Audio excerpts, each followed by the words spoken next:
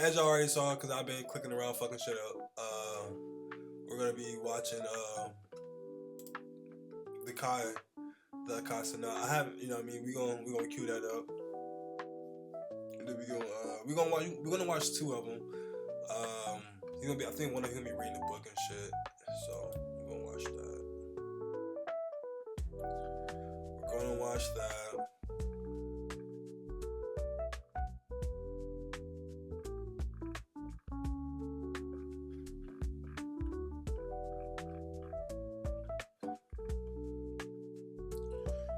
Get it right. Let me get this stuff.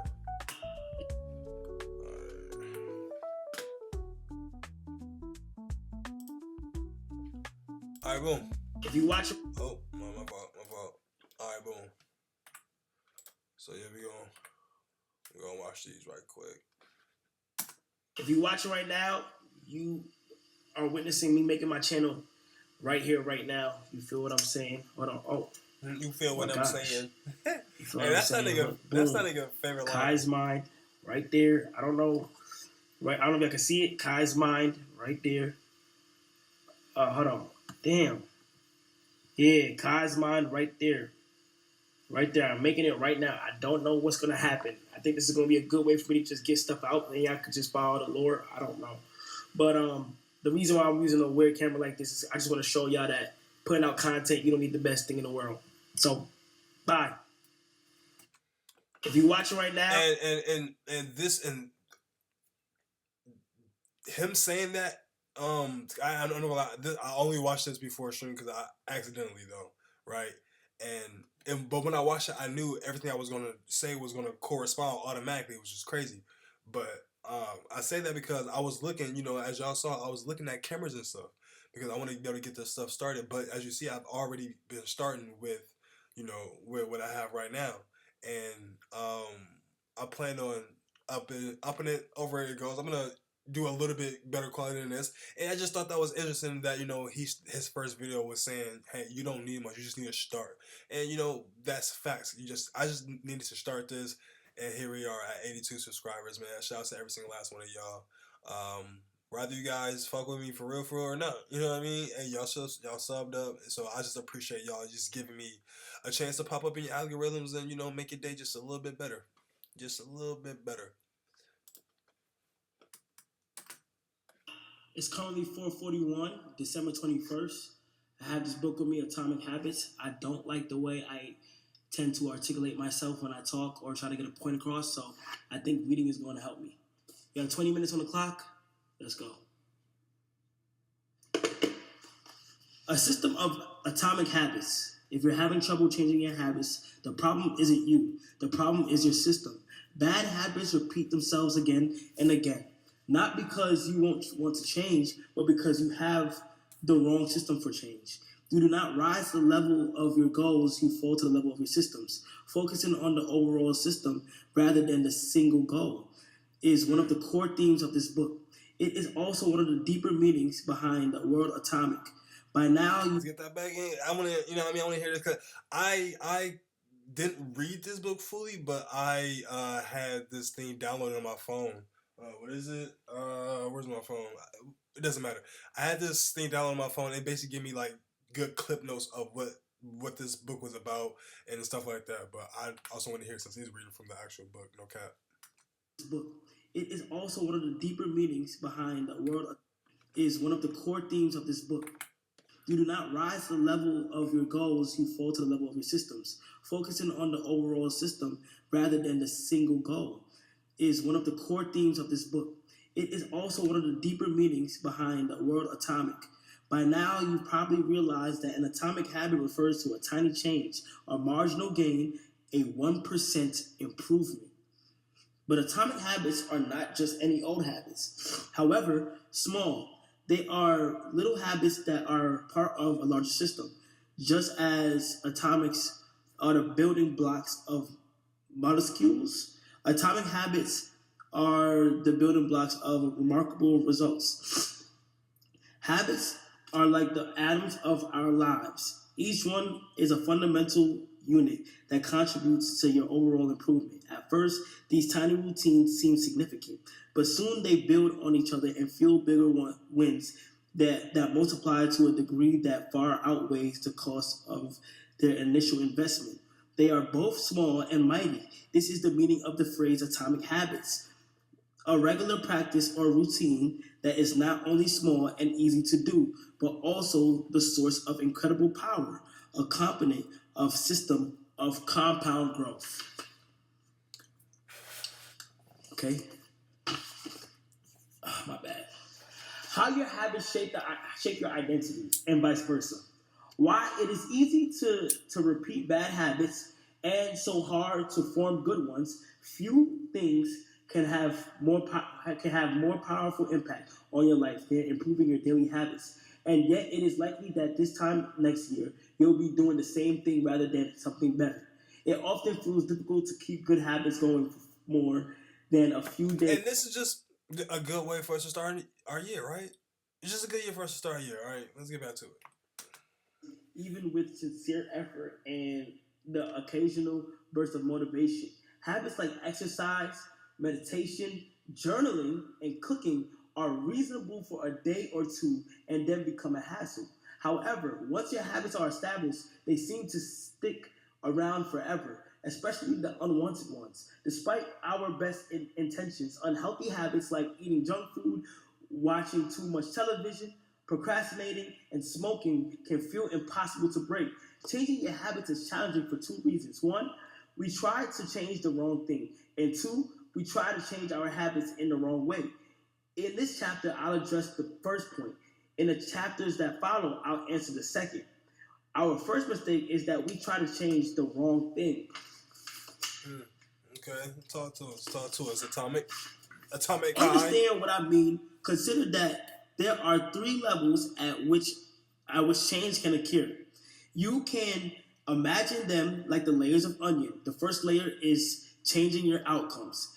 This level is concerned with changing your results, losing weight, publishing a book, winning a championship. Most of the goals you set are associated with this level of change. The second layer is changing your process. The level is concerned with changing your habits and systems, implementing a new routine at the gym, decluttering your desk for better workflow, developing a meditation practice. Most of the habits you build are associated with this level. The third and deepest layer is changing your identity. The level is concerned with changing your beliefs, your worldview, your self-image, your judgments about yourself and others. Most of the beliefs, assumptions, and biases you hold are associated with this level. Outcomes are about what you get. Processes are about what you do. Identity is about what you believe. When it comes to building habits that last, when it comes to building a system of 1% improvements, the problems is not the one level is better or worse than another. All levels of change are useful in their own way. The problem is direction of change. Many people begin the process of changing their habits by focusing on what they want to achieve. This leads us to outcome-based habits. The alternative is to build identity-based habits with this approach. We start by focusing on who we wish to become. Okay. It shows like some, Can I get in trouble for reading this on YouTube? I don't know. Okay. Facts. Can I get in trouble for? It shows like some,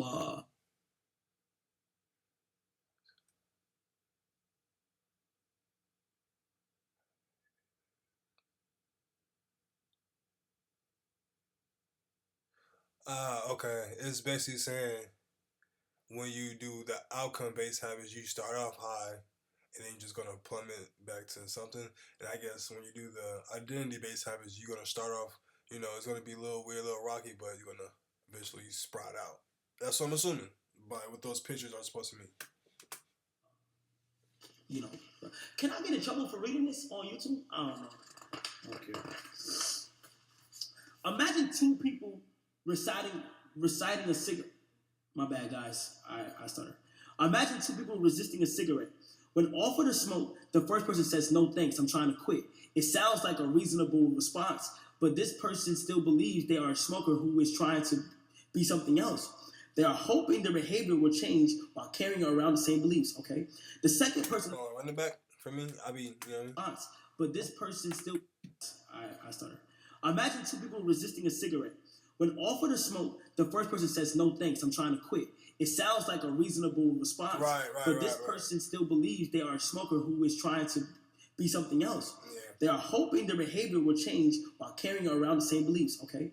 The second person declines by saying, "No thanks, I'm not a smoker." It's a small difference, but this statement signals a shift in identity. Yeah. Smoking was a part of their former life, not That's a fact. One. That's a fact. I used to when I took a break from smoking, because I dead ass had to. I was on probation and shit like that. I used to tell people like, "Nah, I don't smoke." Hey, you trying to? Nah, I don't smoke. No, I don't smoke. And then at that point, niggas would never even associate me with anything. Niggas would ask me, well, somebody else would ask me, they'll be like, "Hey, no, he don't even smoke, bro." I'm like, dead ass, bro. Like, no cap. Longer identify as someone who smokes. Most people don't even consider identity change when they set out to improve. They just think, "I want to be skinny," outcome, and if I stick to this diet, then I'll be skinny. Process. They set goals and determine the actions they should take to achieve these goals without considering the beliefs that drive their actions. They never shift the way they look at themselves, and they don't realize that their old identity can sabotage their new plans for change. Behind every system of actions are a system of beliefs. The system of democracy is founded on beliefs like freedom, majority rule, and social equality. The system of dictatorship has a very different set of beliefs that absolute authority and strict obedience. You can imagine many ways to try to get people to vote in democracy. But such behavior change would never get off the ground in dictatorship. That's not the identity of the system. Voting is a behavior that is impossible under a certain set of beliefs.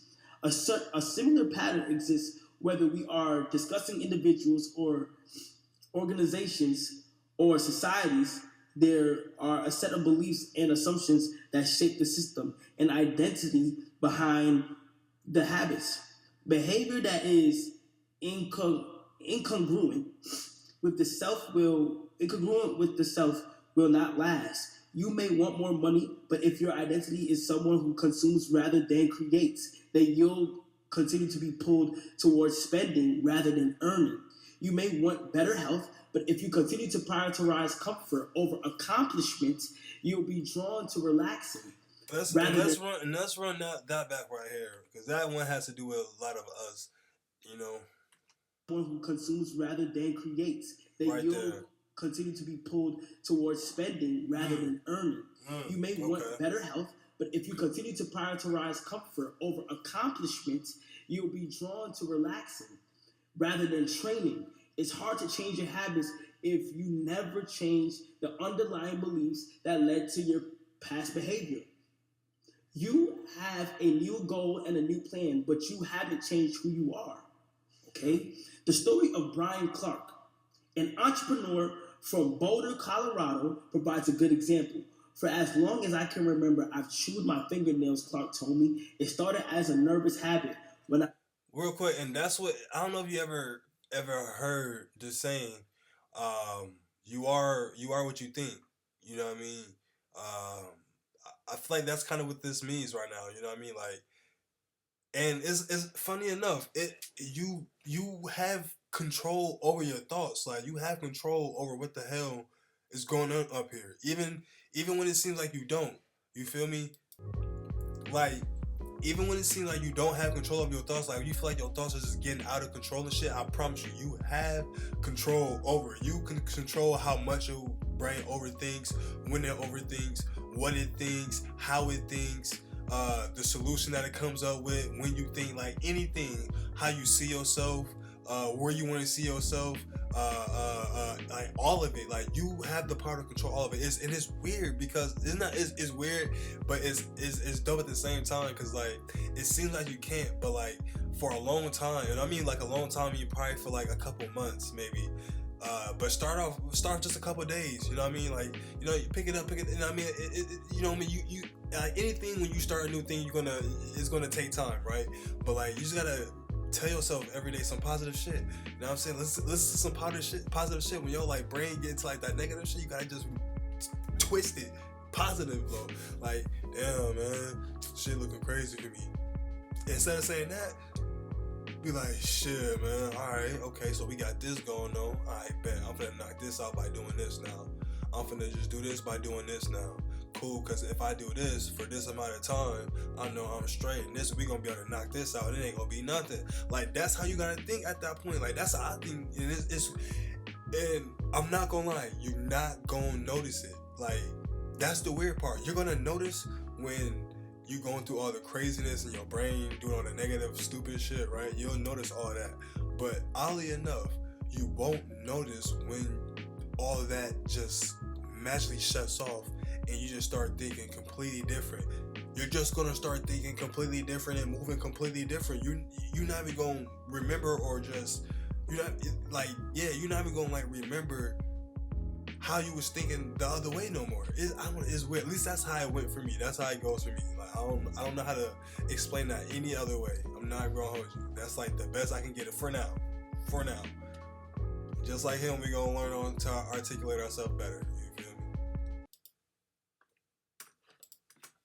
I was young and then morphed into an undesirable grooming ritual one day.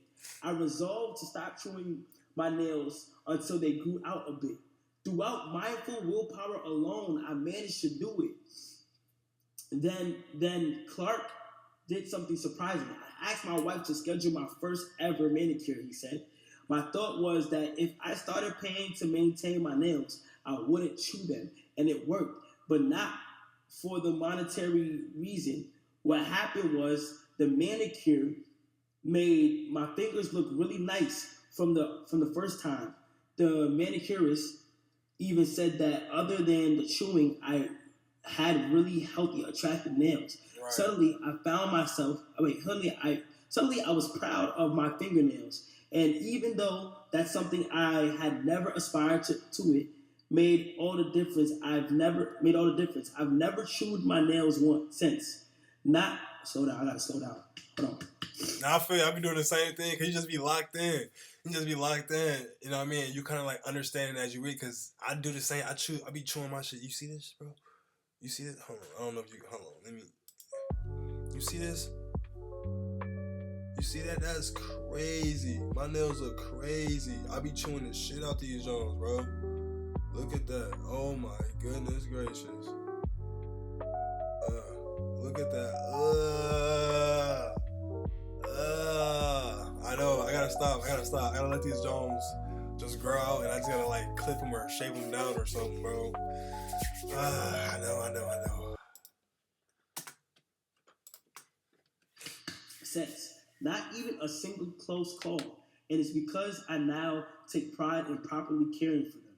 The ultimate form of intrinsic motivation is when a habit becomes part of your identity. It's one thing to say, I'm the type of person who wants this. It's something very different to say, I'm the type of person who is this.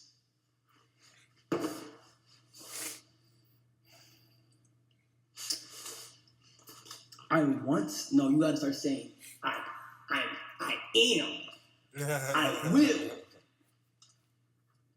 The more pride you have in a particular aspect of your identity, the more motivated you will be. Maintain the habits associated with it. If you're proud of how your hair looks, you'll develop all sorts of habits to care for and maintain it. If you're proud of the size of your body. And what was I just talking about earlier, bro? Is the book knowing what we got going? I told you everything was going to make sense today. Didn't I tell you? I told you everything was just going to make sense. I just believed it. And I wasn't. Hey, look, bro. Look. You'll make sure to never skip upper body workout. If you're proud of your scarves you knit, you'll be more likely to spend hours knitting each week. Once your pride gets involved, you'll fight tooth and nail to maintain your habits. True behavior change is identity change. You might start a habit because of motivation, but the only reason you'll stick with one is that it becomes a part of your identity. Anyone can convince themselves to visit the gym or eat healthy once or twice, but if you don't shift the belief behind the behavior, then it is hard to stick with long term changes. Improvements are only temporary until they become a part of who you are. The goal is not to read a book, the goal is to become a reader. The goal is not to run a marathon, the goal is to become a runner. The goal is to not learn an instrument, the goal is to become a musician. Yeah, okay then. Look at me, all right. Your behaviors are usually a reflection of your identity. What you do is an indication of the type of person you believe that you are. Either consciously or non-consciously, research has shown that once a person believes in a particular aspect of their identity, they are more likely to act in alignment with the belief. For example, people who identified as being a voter were more likely to become than those who simply claimed voting was an action they wanted to perform. Similarly,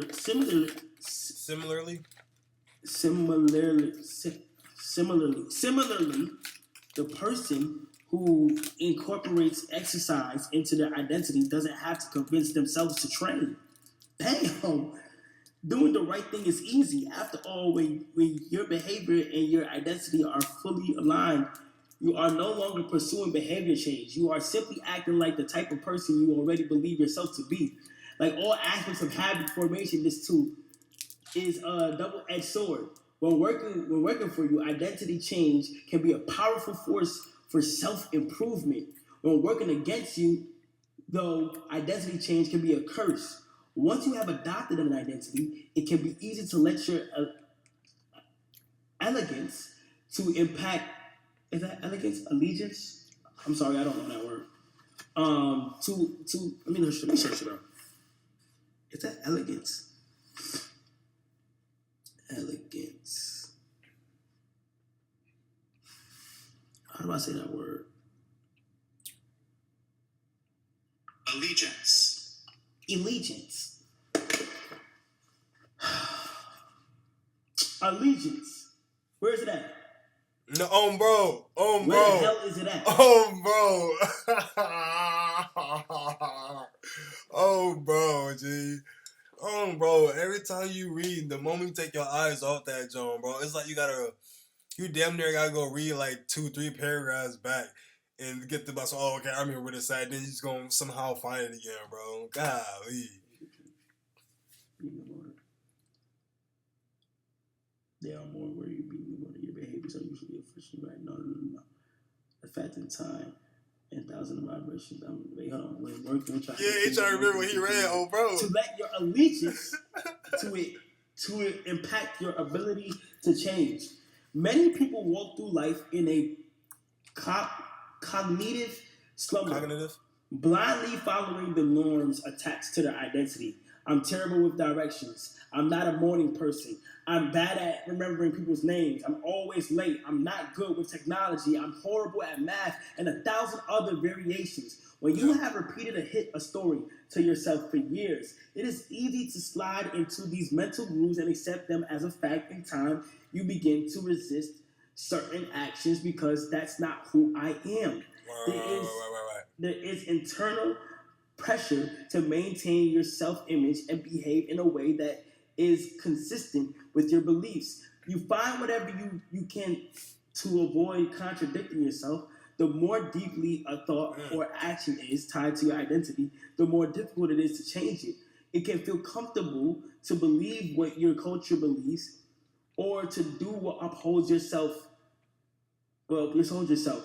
image, personal identity. Even it's wrong, the biggest barrier to positive change at any level, individual, team, society, is identity conflict.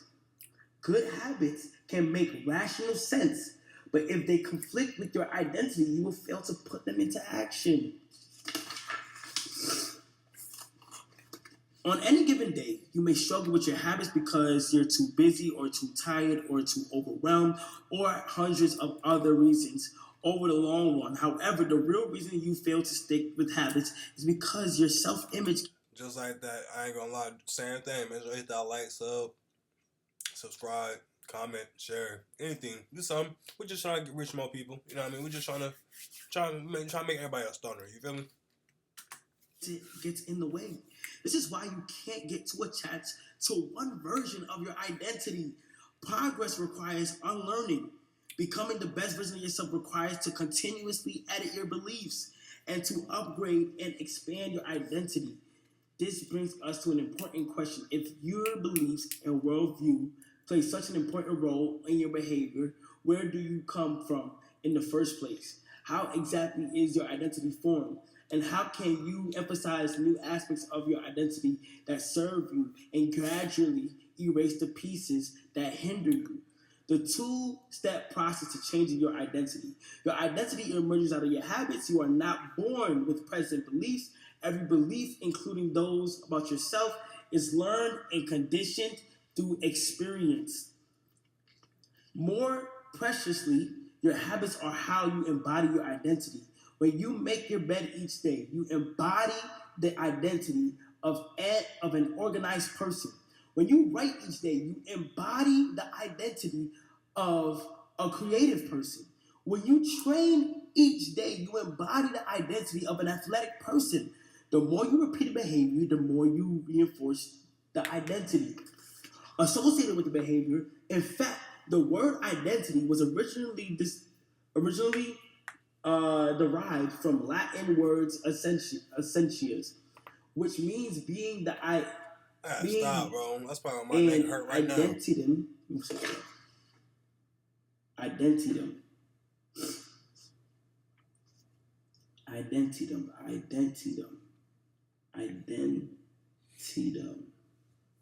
even know that was a fucking word. Oh, identitum is a Latin adverb meaning again and again repeatedly.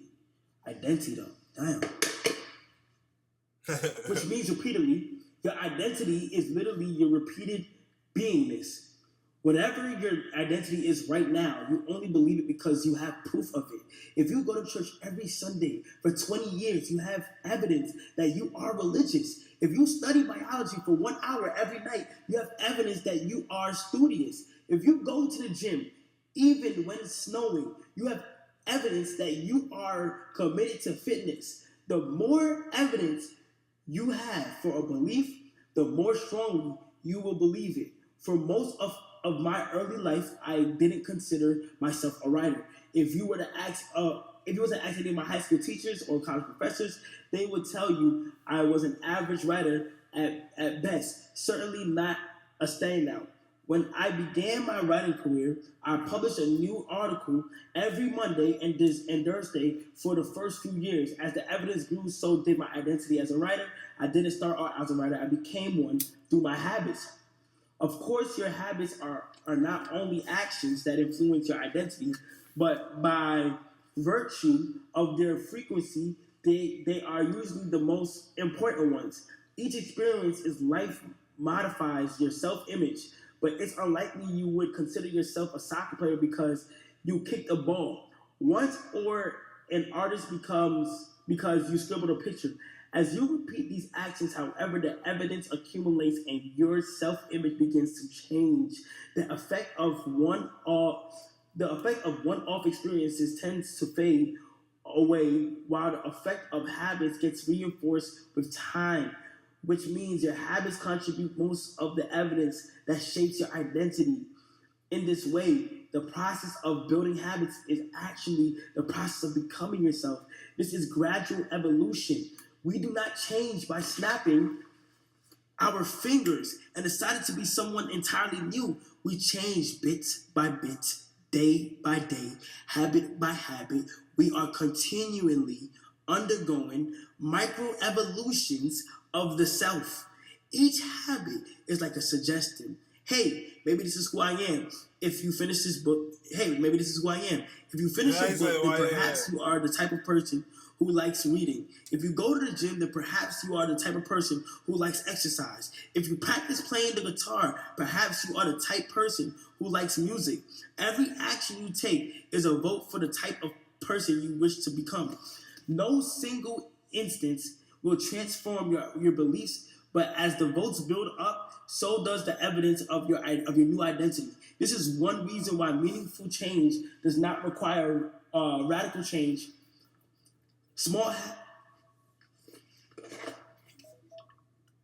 My timer. I've been saying, and you know that meaningful change and that radical change, meaning if you need to see meaningful change, you don't have to make this huge drastic change, which is the radical change. You feel me? My timer just went off. Wait, it went off.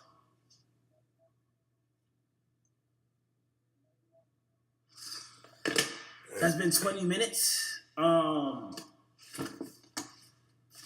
left off on page 38. I'll pick back up. Reminder, this is ultimately to make sure that I can articulate myself better and talk about situations in a demeanor for people to respect and understand me. See you next time. Respect. Hey, respect right there, my dude. Respect right there. And like I said, it's all kind of like just correlates with today, period. Because, like I said, man, my goal is to create something on my page. And you know, you think about it, I guess I identify myself as a YouTuber now, bro. Because, well, we are, if I go to my channel, we are 132 videos in the span of, and it's spanning 6 months. In a span of 6 months, I uploaded 132 videos. And that's not even including the ones that I did not upload and the ones I uploaded and deleted. Facts. Alright? And I got 82 subscribers. So, that says a lot. I would assume that says a lot. I would assume that means I identify as a YouTuber now. By the way, you know, once again, if you don't know, you know what I'm saying? Go ahead and, you know, hit that button. Hit that, hold on, let me go so you know what button hit. Oh, you can't see it on here? Yeah, you can see that. But, you know, subscribe. Goddamn, that's the gist of what I'm saying. Goddamn, subscribe. Hit this channel. Subscribe. As you see, that's the first video. You see, you feel me? We came a long way. We came a long. See, 6 months. We've been at this for 6 months. Goddamn. So I just uploaded a video 6 hours ago. You feel me? Told you everything correlates today. Everything correlates. But yeah. Yeah, man. Hope y'all got some weed rolled up, man. It's been quite a day today, right? It's been quite a day today. Nah, I'm gonna hold you.